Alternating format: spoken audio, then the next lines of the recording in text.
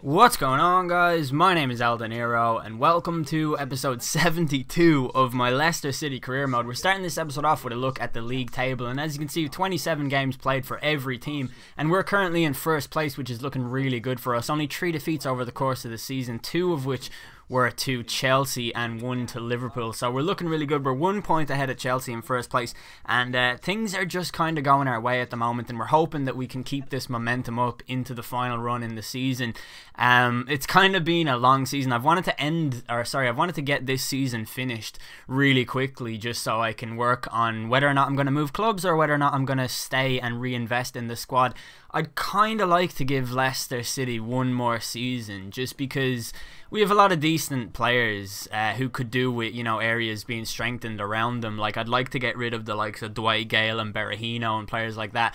And I think the midfield is pretty solid. I think defence is pretty solid. I think Carl Jenkinson coming in will mean that we have 4 capable fullbacks in every single position. And I don't know, like Juan Pablo Diaz, for example, coming back. He's 21 years old. He's rated 75. He's having a great season for Real Betis. We'll never know how well he's doing because we can't check the stats in the other leagues. But he seems to be doing pretty well. He's coming along nicely. Zuccolini hasn't gone up a single rating since he's arrived, which is quite frustrating. And it looks as though Fabian Delph and Ki Sung-young are both actually starting the early stages of decline. As you can see, their physical stats are going down, which is a little bit frustrating, but what are you going to do? This is the first squad report that there's been in a while. Dwight Gale has not gone up a single rating in the entire series, which is so ridiculous. But look at Hector Villalba, 38 goals in 35 appearances, which is absolutely ludicrous. He is playing out of his skin at the moment, and he's always a shoe-in to score, and it's just amazing. But we go into our first game of the episode, and this is against Tottenham at White Hart Lane. And Spurs are a team that we've really grown and adapted to be able to play against really well. Like, I'm really happy with the way that we've developed this sort of ability to play against them. It's quite interesting, I think, because they used to be a team who would just pass me to death, and now they don't really do that so much. They don't really have the capability to do so. But we're playing with the 4-5-1 formation just because I thought, like, to myself, I always play against Spurs, I always go a goal down, and then I change to that formation and it always works. So I thought this time I'll just start with that formation and see how well I can do against Spurs, and see if they'll actually get at me in the early stages of the game, because that's what they always do. They put on this relentless pressure in the opening 35 minutes or so, and then they just sort of sit back and do their Spurs thing and end up throwing the game away. And I was just wondering if we could get them to do that early on in this game. And in the 32nd minute, Hector Villalba scored, and Spurs hadn't even had a shot on target by this point. They hadn't even had a shot in the whole game, I don't think. We kept them completely at bay, so it seems as though, to me, this is the tactic that I use if I want to beat Spurs. Like, this is just the one, and I like that I'm learning that stage of the game even this early on in FIFA. I know we're about halfway through FIFA 15 now in its life cycle, but it's quite good because I think that, you know, in the coming months I want to experiment a little bit more with custom formations and things of that nature, because I remember when I was managing Aston Villa last season in FIFA 14, and I just got to a stage where my one tactic would beat any team, any game, and that's the kind of thing that I want. But Andrew Robertson made it 2-0 just before half time, and we come into the second half with Villalba bombing forward. He should have really made it 3-0 with that chance. Sadly didn't manage to do so, but he would get another chance about 5 minutes later as Villalba himself picks the ball up, running ahead at Vertonghen, and he manages to get round him with a basic stop and run, and the goalkeeper palms it away before it can come to any other player or anything like that. Then we come up to the 84th minute of the game with Tom Ince bombing forward down the right hand side of the pitch. He gets into a very good position, but his cross attempt is foiled by Holtby, who got back and defended really well to put it out for a corner kick, and he would have lamented that a few minutes later, because Tom Ince has a look inside the box. He swings it in, and it's Lewis Holtby himself who heads it into the empty net over the goalkeeper, making it 3-0 to us with a spectacular own goal. I love seeing that, because ordinarily the goalkeeper comes out and grabs onto that ball and there's nothing you can really do with it. But check out this in the 95th minute of the game. Stambouli with a first time shot from distance that rattles the crossbar, and it comes away. It's cleared away. That was Tottenham's best chance of the whole game, and we end with a very substantial 3-0 victory over the North London team, which is very good. And we go into our next game. This is the Europa League. This is how the final 16 teams are poised. You've got Man United in there, who could be difficult, but we do know that we can beat Man United. Then you've got Inter Milan, and other than that, I think we can take any team left in this tournament. It's all about how we get the form going. We didn't do too well against Lille. I mean, we scored an awful lot of goals, but we also had some calamitous defensive moments where we conceded an awful lot, and I think we won with a ridiculous scoreline of like 8-6 overall or something like that. And we want to avoid another one of those types of ties. I wanted to come into this game and sort of emphasize the stability of the squad and transfer that over into the Europa League. But sure enough, 8 minutes into the game, Castillo came forward and scored for Club Bruges, who I used to watch Euro goals a lot when I was a kid, and they used to always call them Club Brugge.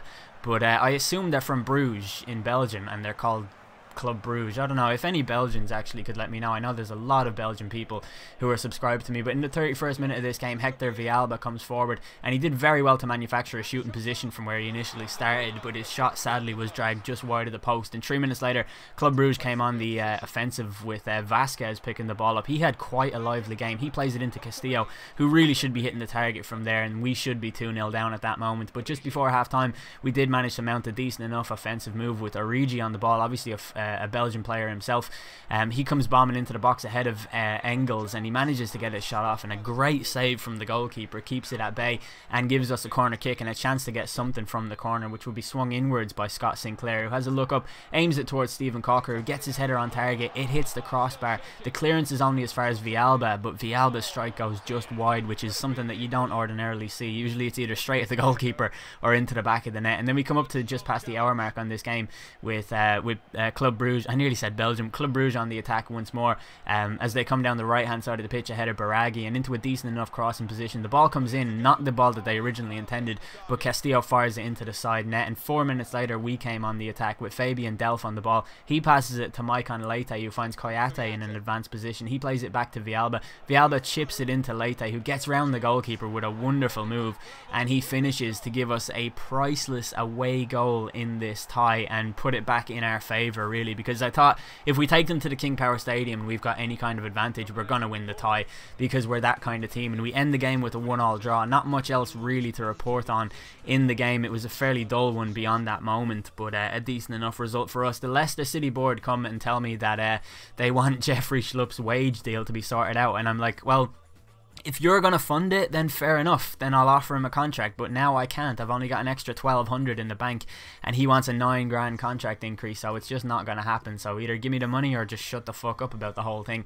But our next game is against Club Bruges. This time it's the home tie. I don't like how the Europa League games are sandwiched together like that. I'd rather another game in the middle, just for you guys really, because I think it must be boring for you guys to see an episode where there's 3 games in total and 2 of them are against the same team. Like, I hate when that happens in career mode.